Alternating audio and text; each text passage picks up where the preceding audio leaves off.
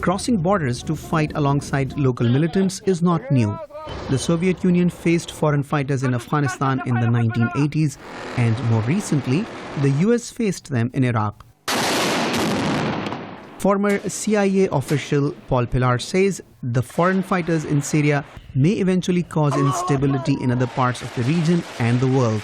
You look at the war in Afghanistan against the Soviets, which went on for about a decade.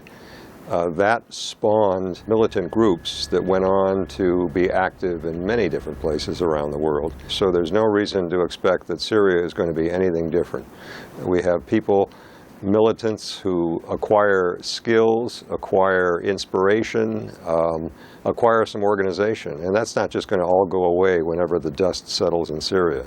Pillar says in many instances, people joining conflicts like the one in Syria may not have been militant before, but once they become battle-hardened, they can cause instability in their own countries. This is something that, for example, Saudi officials have worried about for a long time, as well as the other Gulf Arab countries, where they have had their own nationals go to fight in places like Iraq and Afghanistan, and now some of them in Syria.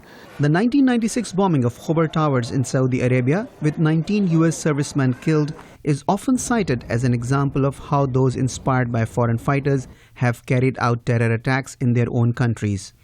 Analysts say Syria is providing the opportunity now for mostly Sunni Muslims to go abroad and fight.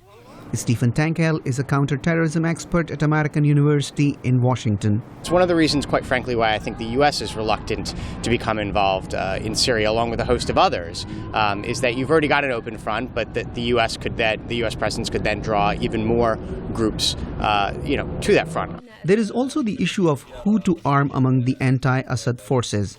Stephen Tankel says the options are limited. The Obama administration is seeking ways to support the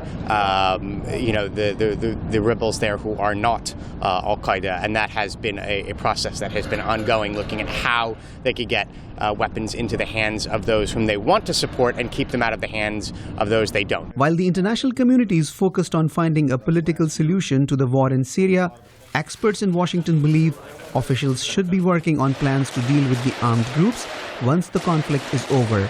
Allahu Akbar. Kokab, Farshori, VOA News, Washington.